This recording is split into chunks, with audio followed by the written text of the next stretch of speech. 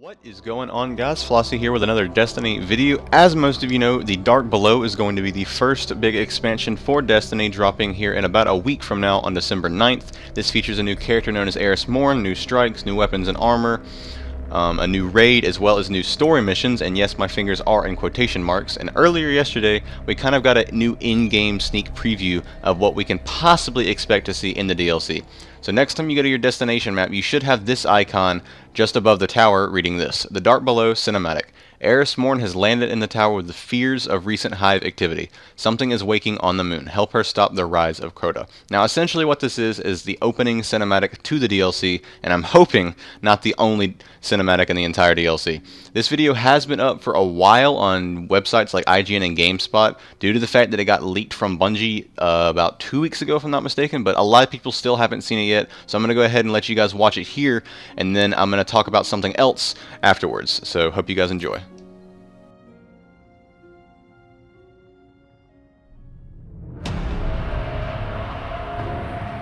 Six of us went down into the pit. Only one crawled out.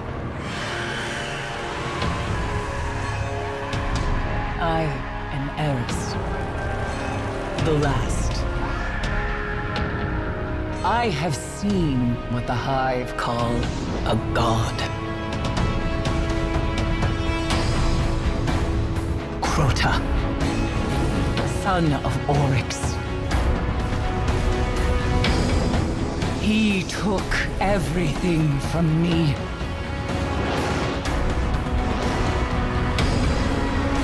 He will turn his eyes to Earth. And only a true weapon of the light can stop his wrath.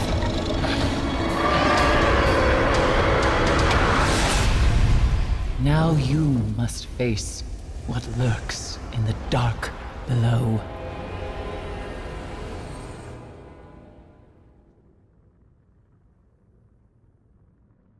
So yeah, guys, there you have it, the opening cinematic to the Dark Below. It's actually pretty well put together, but as always, take this with a grain of salt. This could just be a fancy advertisement for the raid, which I am looking forward to, that is called The End of Crota, and we could still get a very lackluster story.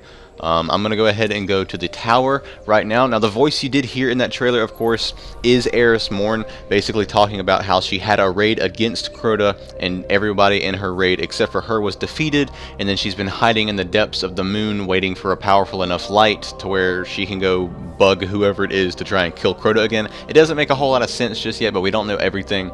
I'm hoping that she's not just like another version of Dinklebot, not somebody that just gives us exposition dialogue and the horrendous loading screens, but someone who might be actually, you know, engaged within the story missions. I believe there's only like 3 or 4, so I'm not keeping my fingers crossed too hard. But, you know, maybe Bungie did listen to some feedback about the storyline that we get in the vanilla game. And we also don't know if this is like directly correlated with that storyline, if this takes place after, or if it's kind of its own little separate mini chapter entity. Regardless, I'm just hoping that it's actually, you know, a playable and viable part of the DLC, and they're not just banking on everyone playing the strikes and the raids, as well as the new gear. But here we are in the tower, and as you saw in the description, it read that Eris has landed in the tower. That's not true, obviously, because the DLC is not here. But if you go over to one of your map robots in the tower, you can see that Eris' location and her icon is placed right here in the bottom left part of the plaza.